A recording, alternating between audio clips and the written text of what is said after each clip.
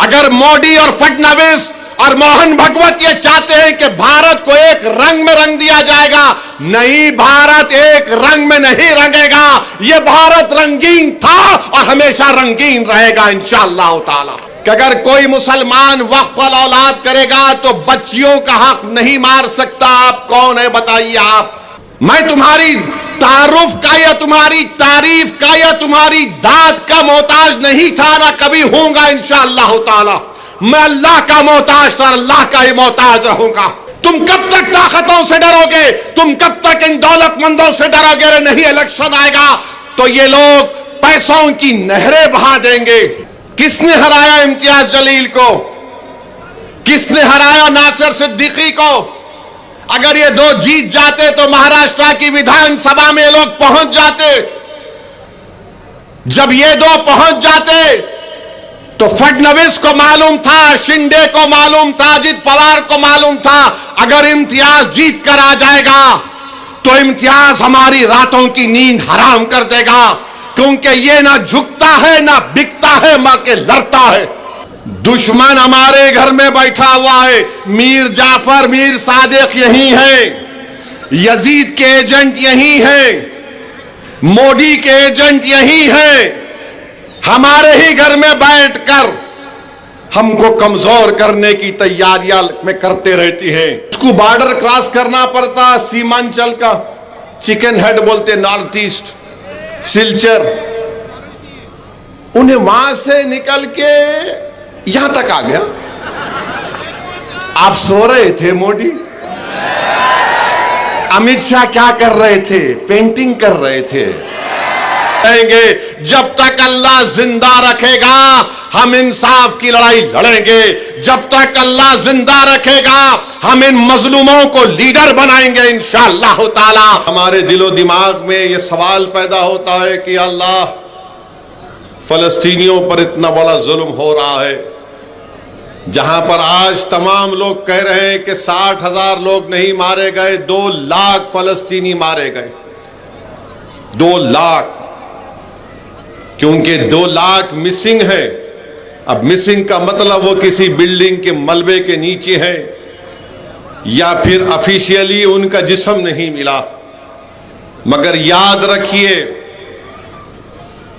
जिस सरजमीन पर जो जालिम जुल्म करता है, अल्लाह जालिम को मिटा देता है, अल्लाह जुल्म को भी मिटा देता है, मगर अल्लाह कभी मजलूम को मिटने नहीं देता।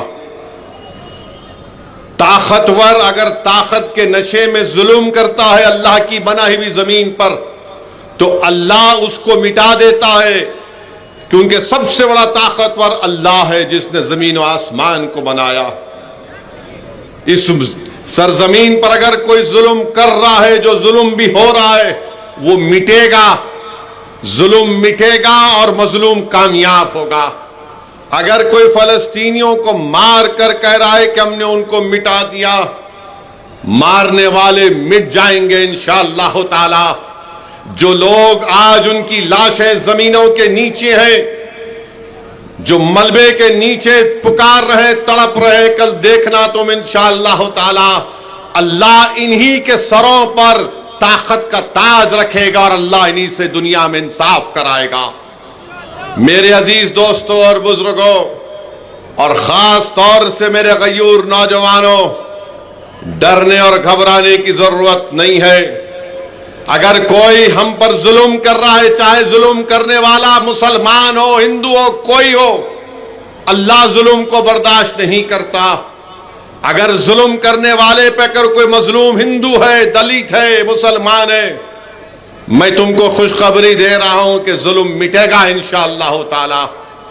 जिस तरह सूर्यवंशी को मारा गया पुलिस कस्टडी में, सूर्यवंशी को मारने वाले ये समझ रहे हैं कि मर गया, सूर्यवंशी मेरे लिए जिंदा है और हमेशा जिंदा रहेगा इंशाअल्लाह ताला। मैं पैगाम देना चाहता हूं, यहां पर हमारे डाइस पर हमारे आशीष वकोड़े साहब बैठे हुए हैं, हम उनके साथ हैं। मैं पैगाम देना चाहता हूं रवि साहब को और बराडे साहब को कि आपने हमको नहीं छोड़ा, हम आपको कभी नहीं छोड़ने वाले हैं इंशाअल्लाह ताला।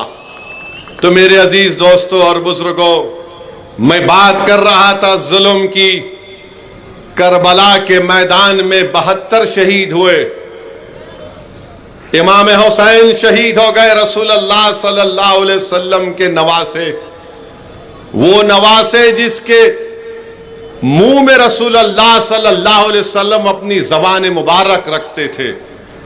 वो नवासे जिसके मुंह में रसूलुल्लाह सल्लल्लाहु अलैहि वसल्लम अपने हाथ से निकाल लाबे दहन लगाते थे। वो नवासा शहीद हो गया जो रसूलुल्लाह सल्लल्लाहु अलैहि वसल्लम के अंबरी जुल्फों को थामता था। वो नवासा शहीद हो गया जिसके लिए रसूलुल्लाह सल्लल्लाहु अलैहि वसल्लम अपने खुतबे से मिंबर पर बैठकर खुतबा दे रहे थे, आका उतर कर आ गए और उनको गोद में ले लिया। वो नवासा शहीद हो गया जिसके बारे में आकाए दो आलम सल्लल्लाहु अलैहि वसल्लम ने फरमाया कि हुसैन मुझसे है, मैं हुसैन से हूं। वो नवासा शहीद हो गया अपनी पूरी आल के साथ, जिसके बारे में अल्लाह के रसूल सल्लल्लाहु अलैहि वसल्लम ने फरमाया कि जो इसकी माँ इसके बाप से मोहब्बत करेगा वो जन्नत में मेरे साथ रहेगा। 72 करबला के मैदान में शहीद हो गए। मगर दुनिया क्या यजीद को याद रखती है या इमाम हुसैन को याद रखती है? बोलो, दुनिया किसको याद रखती है? दुनिया यजीद को मलून कहती है, नहीं कहती है? बताओ आप, दुनिया इस सुबह क़यामत तक यजीद को मलून कहेगी। तो हम हुसैनी परचम को उठाए हुए हैं। हम हुसैनी परचम को इसलिए उठाए कि हम जुल्म का खात्मा करेंगे, हम मजलूम को इंसाफ दिलाएंगे। और तादाद को देखकर इमाम हुसैन ने अली अकबर अली असगर की शहादत नहीं दी। इमाम हुसैन ने देखा कि मैं तादाद में कम हूं, मगर इमाम हुसैन ने हमको पैगाम दिया। करबला के रेगजारों से परभनी की आवाम तुमको, वो करबला के रेगजारे तुमको पुकार पुकार कर कह रहे कि जालिम के जुल्म की उसकी ताकत को मत देखकर मरूब हो जाओ, बल्कि तुम हक की सरबुलंदी के लिए आगे बढ़ो। अरे दुनिया में जो आया ये दुनिया फानी है, ये दुनिया खत्म हो जाएगी, मगर तारीख उसको याद रखती है जो वक्त के यजीदों से मुकाबला करता है। तारीख उनको कभी मरने नहीं देती जो वक्त के फिरौन और नमरूदों से मुकाबला करता है। तारीख उनको मिटा देगी, मगर जो मजलूम के हक के लिए लड़े रहेंगे, तारीख और दुनिया उनको हमेशा याद रखेगी। ये करबला के रेगजारों से पैगाम आ रहा है, ये हजरत ज़ैनब के जो है वे खैमे से पैगाम आ रहा है। वो दरिया का किनारा जो अहले बैत के खून से लाल हुआ, वो हमको कह रहा है कि भारत के मुसलमानों, अपनी हिम्मत और हौसले को बुलंद रखो। तुम इस मुल्क के बाइज़्ज़त शहरी थे और शहरी रहोगे, मगर तुमको अपने हक के लिए उठ खड़े होकर लड़ना पड़ेगा। तुम गुलामी नहीं करोगे, तुम क़यादत करोगे।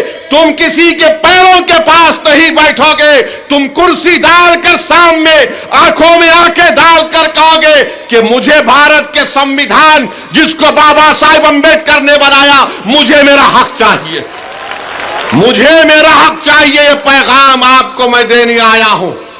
तो मेरे अजीज दोस्तों और बुजुर्गों, 72 करबला में शहीद हुए। यजीद खत्म हो गया, यजीद की आइडियोलॉजी खत्म हो गई, मगर इमाम हुसैन आज भी जिंदा है। मेरे भाई, यही तो पैगाम हमको देना है। हिम्मत और हौसले को बुलंद रखना है। यकीनन हमारे दिमाग में एक बात पैदा होती है, क्या बोल रहा है ये शख्स, हम इतनी तकलीफ उठा रहे हैं, कोई हमसे बर्थ सर्टिफिकेट कैंसिल कर दो बोल रहा है, कोई कह रहा है कि इबादत गाह को खत्म करके रख दिया जाएगा। याद रखो, मेरी इस बात को ज़हन नशीन कर लो। मैंने उलमा इकराम के पैरों के पास बैठकर उनकी जबानों से सुना कि दुनिया दारुल जज़ा नहीं है, ये दुनिया तुमको यहां पर इनाम मिलने वाली जगह नहीं है, दुनिया अमल की जगह है। अमल करो, नेक अमल करो, बहादुरी के मज़ाहिरे अपने छोड़ो, और जज़ा अल्लाह उस दिन देगा जब खबरों से हमको उठाया जाएगा और जालिम होगा जो तुम पर जुल्म किया, हम पे जुल्म किया, हम खड़े होंगे। अगर कोई मजलूम को मारा गया, पीटा गया, बल्कि मैं तो कह रहा हूं परभनी की आवाम से हशर का मैदान होगा। जो ख्वाजा यूनुस नहीं मिला वो हशर के मैदान में अल्लाह की बारगाह में खड़े होकर कहेगा, परवरदिगार मैं ख्वाजा यूनुस हूं जो परभनी में पैदा हुआ, मेरी लाश को गायब कर दिया, आज तू मेरा इंसाफ कर। जिन्होंने ख्वाजा यूनुस को मारा, तुम तैयार हो जाओ, जब रब्बे करीम के सामने तुम्हारा इंसाफ होगा, तुम्हारा हर चीज का हिसाब होगा। तो मेरे अजीज दोस्तों और बुजुर्गों, ये दुनिया दारुल अमल है, अमल करो, डरने और घबराने की जरूरत नहीं है। अल्लाह हमारे साथ है, अल्लाह हमारे साथ है। जुल्म करने वाले जुल्म करके चले जाएंगे। अरे हलाकू और चंगेज बरकरार जिंदा नहीं है। ये कौन है ये लोग? आज इख्तिदार इनके पास है तो समझ रहे हम सब चीज कर जाएंगे। तुम जुल्म करोगे, तुम मिटोगे, तो इंसाफ करोगे तो इख्तिदार पर रहोगे। यजीद भी यही समझता था, यजीद खत्म हो गया। बहुत सी तारीख में कई चीजें हैं। तो मेरे अजीज दोस्तों और बुजुर्गों, मजलिस आपकी आवाज है, मैं तुम्हारी आवाज नहीं हूं, मजलिस तुम्हारी आवाज है। मुझसे दुश्मनी या इम्तियाज जलील से दुश्मनी या मजलिस के जिम्मेदारों से दुश्मनी इसलिए की जाती है कि ये इनकलाब बर्पा कर रहे अवाम के दरमियान में, नौजवानों के दरमियान में ये एक उम्मीद की किरण दिखा रहे हमारी मां और बहनों को। इसीलिए हम पर इल्जामात, झूठे इल्जामात क्या क्या बोले जाते मुझे नहीं मालूम। रोज कोई ना कोई बोलते मुझे, साहब इन्हें ऐसा बोला, उन्हें फुला बोला। भाई साहब मुझे कोई फर्क नहीं पड़ता, तुम अपना कलम लेकर कागज को काला कर लो, तुम अपनी जबान से हमको गाली दे दो, तुम क्या क्या बोल सकते बोल लो, मगर एक बात याद रखो, ना तुम्हारा कलम की लिखी हुई झूठ, ना तुम्हारी जबान से निकली हुई गाली हमारे हौसलों और अज़म को पस्त नहीं कर सकेगी। हम काम करते आए, काम करते रहेंगे। जब तक अल्लाह जिंदा रखेगा हम इंसाफ की लड़ाई लड़ेंगे। जब तक अल्लाह जिंदा रखेगा हम इन मजलूमों को लीडर बनाएंगे इंशाअल्लाह ताला। जब तक अल्लाह हमको जिंदा रखेगा हम भारत को मजबूत करेंगे, संविधान के जरिए, ताकत के जरिए, वोट के जरिए। और याद रखो, अगर आप अपने वोट का सही इस्तेमाल नहीं कर पाएंगे तो फिर नुकसान हमारा होगा। बताओ क्या हाल है ये। मुझे अफसोस हुआ सुन करके हमारे भाई जो रुकने बल्दिया है, अजीत पवार ने उनको बुलाकर कुछ दे दिया और वो चले गए। क्या हाल है तुम्हारा? कितनी वो जो भी तुमको दिया वो कब तक चलेगा मेरे भाई? क्या होगा? तुम एक गाड़ी लोगे, 2 गाड़ी लोगे, थोड़े कपड़े ले लोगे, मगर गाड़ी और कपड़े तुमको अपने ही समाज में जलील और रुस्वा कर दिया। ये परभनी की आवाम ने देख लिया कि तुमने ऐसी पार्टी का साथ दिया जिसने मस्जिदों को छीनने का कानून बनाया, जिसने खानकाहों को छीनने का कानून बनाया। बताओ तुम कब तक सौदेबाजी करोगे? मत करो ये, छोड़ो इन चीजों को। अरे तुम और हम जाएंगे इस दुनिया से, मगर जब तुम जाओगे तो अजीत दादा खंदे पर लेकर कब्रिस्तान को नहीं जाएंगे, असदुद्दीन ओवैसी जैसे लोग तुमको लेकर कब्रिस्तान को जाएंगे। इस बात का ख्याल रखो। तो मेरी आपसे गुजारिश है कि परभनी के डेवलपमेंट के लिए यहां पर आप जानते हैं कि रोड और ड्रेनेज नहीं है। क्यों नहीं है? क्यों नहीं है? क्योंकि हम में इत्तेहाद नहीं। और फिर यहां पर औरंगाबाद परभनी की रेलवे डबलिंग प्रोजेक्ट, वो भी काम नहीं होता। और फिर हम देखते हैं कि डिस्ट्रिक्ट हॉस्पिटल है, सिटी स्कैन की मशीन नहीं है, रेडियोलॉजिस्ट नहीं है, और फिर MIDC है। MIDC तो एक कब्रिस्तान बन गया जिनिंग फैक्ट्रीज का, लावारिस वेयरहाउस है। अरे MIDC कुछ नहीं हो रहा। अभी हमारे सदर साहब बता रहे थे, साहब परभनी के बारे में उन्होंने कहा कि जगत जर्मनी दिशात परभनी। क्या बात है बताइए आप। यहां का नौजवान नौकरी नहीं मिलती तो बेचारा पुणे और हैदराबाद को चला जाता है। क्या ये अच्छी चीज है कि जो इस सरजमीन पर पैदा हुआ वो अपनी जवानी में अपने ज़ईफ माँ बाप को छोड़कर उनकी खिदमत, उनकी इताअत करने के बजाय उनकी बीमारी के साथ देने के वक्त वो पुणे हैदराबाद को चला जाता है। कौन सी सरकार है ये? कौन से गरीब को, किसान को फायदा हो रहा है बताओ हमको। मेरे अजीज दोस्तों और बुजुर्गों, और फिर मुझे ये भी बताया गया कि उर्दू मीडियम स्कूल्स जिला परिषद के, म्युनिसिपल कॉरपोरेशन के बड़े खस्ता हाल में है। ये सब चीजों का ताल्लुक आपसे है। अगर आप चाहते हैं ये सब चीजों में तब्दीली लाई जाए, परभनी एक बेहतरीन शहर बने, महाराष्ट्र के दूसरे बड़े बड़े शहरों को जाकर देखो आप, यहां पर क्यों नहीं हो रहा है? मेरा सवाल परभनी के रहने वाले हर मजहब के मानने वाले से है, बताओ फिर क्यों नहीं हो रहा डेवलपमेंट? आपके अब्बा मोदी दिल्ली में, आपके चचा फडणवीस मुख्यमंत्री, आपके भाई अजीत पवार, शिंदे, फिर क्या हो रहा है यहां पर? ट्रिपल इंजन की सरकार। मगर परभनी में हमारी मां और बहनों को पीने का पानी लेने के लिए अपने घरों से निकलना पड़ता है। 6 दिन 10 दिन में पानी आता है।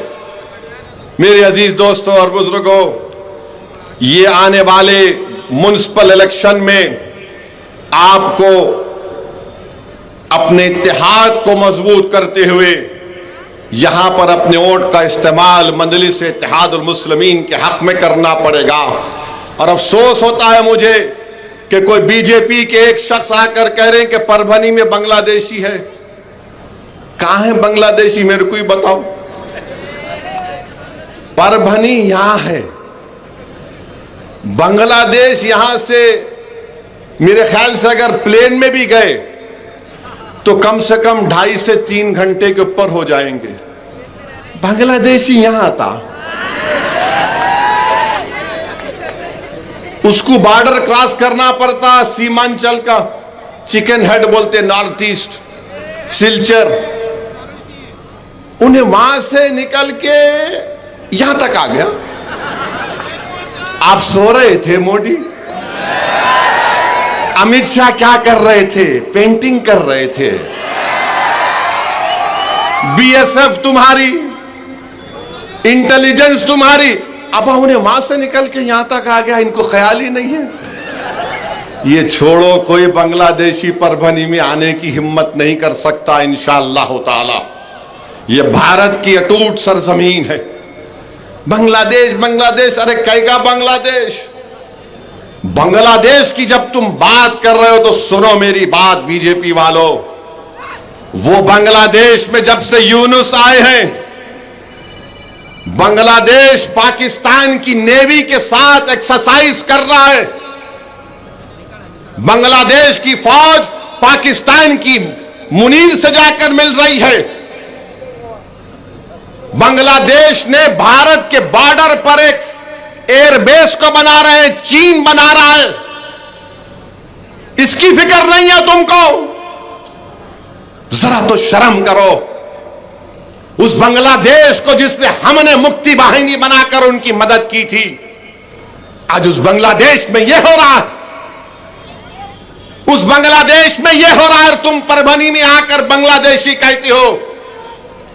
या तो तुम बिल्कुल ही दिमाग के पैदल हो, थम्सअप हो तुम, या फिर तुमको भारत से मोहब्बत नहीं है। देखो, 2 फ्रंट नहीं 3 फ्रंट होगा। और तुम बांग्लादेश बांग्लादेश यहां आकर बकवास अनाप शनाप बक रहे हो। सोचो क्या हो रहा है, देश कहां जा रहा है। अरे पड़ोसी में क्या पड़ोस क्या कर रहे हैं देख लो। उन पड़ोसियों से अगर मुकाबला करना है तो देश को एक रखो, सियासत करो। मगर अगर तुम परभनी में मेरी गली में आकर बांग्लादेशी बोलोगे तो मुझे कुछ फर्क नहीं पड़ता, उस बांग्लादेश में बैठे हुए लोगों को खुशी होगी। तो इनको सोचना चाहिए, बांग्लादेश बोलना बंद करो। बात करेगी बांग्लादेश। नेपाल को जाकर देखो क्या हो रहा है नेपाल में, कोई फिक्र नहीं है, कुछ फिक्र नहीं है। अरे भारत को तुम बदनाम करना चाहते तो तुम्हारी बात, तो फिर तुम जो चाहे कर लो। और फिर यहां के एमएलए साहब, यहां के आमदार राहुल पाटिल साहब, उन्होंने महाराष्ट्र विधानसभा में तकरीर की है कि यहां पर दहशतगर्द हैं। मोहम्मद रईस को, सईद चाउश को, मतीन को 8 साल जेल के बाद बेल होती। हमारे सदर साहब बताए, ये अच्छी बात है क्या? बोलो, ये अच्छी बात है क्या? बोलिए आप कि तुम उन पे झूठा इल्जाम लगा दिया, कुछ नहीं मिल रहा, पहाड़ खोदे तो चूहा भी नहीं निकल रहा। आप इन लोगों की जिंदगी बर्बाद कर दिए। मेरे अजीज दोस्तों और बुजुर्गों, मैं इस मौके पर हमारे मराठा भाइयों को मुबारकबाद देना चाहता हूं, जो मराठी जबान पर फख्र करते हैं, क्योंकि महाराष्ट्र है, यहां की मदर टंग मराठी है। मैं उनको मुबारकबाद देना चाहता हूं कि आपने कह दिया कि यहां पर मराठी जबान ही चलेगी, कोई दूसरी जबान को यहां पर हम पर हमारे गलों पर नहीं थोपा जाएगा। तो महाराष्ट्र के मुख्यमंत्री को पीठ दिखाकर पीछे हटना पड़ा। आज ऑर्डर वापस ले लिए फडणवीस, कहा कि नहीं नहीं जीआर को वापस लेते हैं हिंदी जबान के बारे में। मैं मुबारकबाद देता हूं उन तमाम लोगों को जो मुत्तहिद होकर मुकाबला किए। और मैं तो इम्तियाज साहब से पूछ रहा था कि कहां है हमारा भाई जरांगे पाटिल, कहां है जरांगे पाटिल? जरांगे पाटिल खड़े होंगे, लड़ेंगे तो छोटा भाई इम्तियाज जलील भी उनके बाजू खड़े रहेगा। हम चाहते हैं कि इंसाफ हो, हम चाहते हैं कि दलित भाइयों से इंसाफ हो। तो मेरे अजीज दोस्तों और बुजुर्गों, ये जबान की बात आरएसएस करती है कि मुल्क में एक ही जबान होगी, एक ही कल्चर होगा, एक ही आइडियोलॉजी रहेगी। नहीं नहीं नहीं, भारत में कभी भी एक जबान, एक आइडियोलॉजी नहीं रह सकती। ये वो देश है जहां पर हजारों तहजीबें हैं, ये वो देश है जहां पर हजारों जबानें बोली जाती हैं। इसीलिए भारत की ताकत यह है, भारत की ताकत इसकी डाइवर्सिटी है। अगर कोई भारत को चाहता है कि एक ही जबान होगी, एक ही आइडियोलॉजी होगी, वो भारत नहीं रहेगा, वो डिक्टेटरशिप हो जाएगी। और हम कभी भी उसको होने नहीं देंगे इंशाअल्लाह ताला। अगर मोदी और फडणवीस और मोहन भगवत ये चाहते हैं कि भारत को एक रंग में रंग दिया जाएगा, नहीं, भारत एक रंग में नहीं रंगेगा। ये भारत रंगीन था और हमेशा रंगीन रहेगा इंशाअल्लाह ताला। मेरे अजीज दोस्तों और बुजुर्गों, हम देख रहे हैं कि ये जो हमारे भाई अजीत पवार के पास भाग गए, अजीत पवार की दी हुई गुलाब जामुन को खाकर। अरे कभी तो सोचते उस वक्फ कानून के बारे में कि कैसा कानून बनाया गया, किस तरीके से हमसे मस्जिदों को, दरगाहों को, खानकाहों को छीना जाएगा, किस तरीके से कहा जा रहा है कि अगर कोई मुसलमान वक्फ औलाद करेगा तो बच्चियों का हक नहीं मार सकता। आप कौन है बताइए आप? मेरे अजीज दोस्तों और बुजुर्गों, मेरी आपसे दमन गुजारिश है कि इन चीजों को समझिए, एक इनकलाब बर्पा करिए और कई लोग जो दूसरी पार्टियों में हैं मेरे से आके बोलते, असद साहब आपका जहां पर भाषण हुआ था ना, हम भी बैठ के सुन रहे थे, हमने भी बहुत पसंद किया आपके भाषण को। आप जब टीवी पे आते तो हमारे घर में हम लोग सब बैठ जाते। मैं क्या कोई खव्वाल हूं तुम बैठ के सुन रहे? अरे मेरे दोस्त, अगर मेरी अल्फाज में सच्चाई है तो उस अमल क्यों नहीं करते? अगर मैं हक को बयान कर रहा हूं तो मेरे पैगाम को कबूल क्यों नहीं करते? क्या तुम मेरे मरने के बाद, जो मैं मरूंगा एक दिन, तुम उसके बाद बोलोगे अरे हां ये आदमी सच कहता था, अब क्या करेंगे? मैं तुम्हारी तारुफ का या तुम्हारी तारीफ का या तुम्हारी दाद का मोहताज नहीं था, ना कभी होऊंगा इंशाअल्लाह ताला। मैं अल्लाह का मोहताज था, अल्लाह का ही मोहताज रहूंगा। मगर ये तो बताओ ये कौन सी बात है? तो मालूम हुआ कि करबला के मैदान में भी इमाम हुसैन के साथ यजीद की फौज आकर नमाज ज़ोहर भी पढ़ती थी, नमाजें पढ़ती थी। और जब इमाम ने पूछा कि बताओ तुम मेरे साथ नमाज भी पढ़ते हो और फिर तुम मेरे ऊपर तलवार भी उठाते हो, तुमने मेरे औलाद अली अकबर अली असगर को शहीद कर दिया, 6 महीने के मेरे बेटे को तीर मार दी, मेरा बेटा अली अकबर जो रसूलुल्लाह सल्लल्लाहु अलैहि वसल्लम की तरह दिखता था, तुमने उसको शहीद कर दिया, ये क्या है? तो जालिमों ने कहा, ए इमाम हमारा दिल तुम्हारे साथ है मगर तलवार जालिम के साथ है। तुमको अपना दिल भी हक के साथ रखना पड़ेगा, तुम्हारा अमल भी हक के साथ होना चाहिए। तुम कब तक ताकतों से डरोगे? तुम कब तक इन दौलतमंदों से डरोगे? अरे नहीं, इलेक्शन आएगा तो ये लोग पैसों की नहरें बहा देंगे। अरे इमाम हुसैन ने क्या किया? प्यासे थे, पानी बंद कर दिया गया था। अगर इमाम हुसैन अल्लाह से कहते कि अल्लाह बारिश को नाजिल कर, तो क्या अल्लाह रब्बे करीम अपने हबीब के नवासे की दुआ को रद्द करता है? बारिश को नाजिल कर देता। मगर सुबह क़यामत तक करबला से पैगाम दिया जा रहा है, जालिम से डरो मत, उसके इख्तिदार से मत डरो, उसकी ताकत से मत डरो, उसकी दौलत से मत डरो, अपने हौसलों को बुलंद रखो। मेरे अजीज दोस्तों और बुजुर्गों, मेरे गयूर नौजवानों, ये मुस्तकबिल तुम्हारा है, मेरा नहीं है। मुस्तकबिल आपका है। इस देश को मजबूत करना इन नौजवानों की जिम्मेदारी है। और देश कब मजबूत होगा? जब दलित, मुसलमान, आदिवासी और गरीबों का उनको उनका हक मिलेगा। तो आइए यहां पर मजलिस को मजबूत करिए। लोग बहुत कहते हैं मेरे बारे में, इम्तियाज जलील के बारे में तो माशाअल्लाह रोज एक जोकर आकर कुछ ना कुछ कहते रहता है। मगर आपको मालूम, इम्तियाज जलील को हराने वाले, नासिर सिद्दीकी को हराने वाले कौन थे? किसने हराया इम्तियाज जलील को?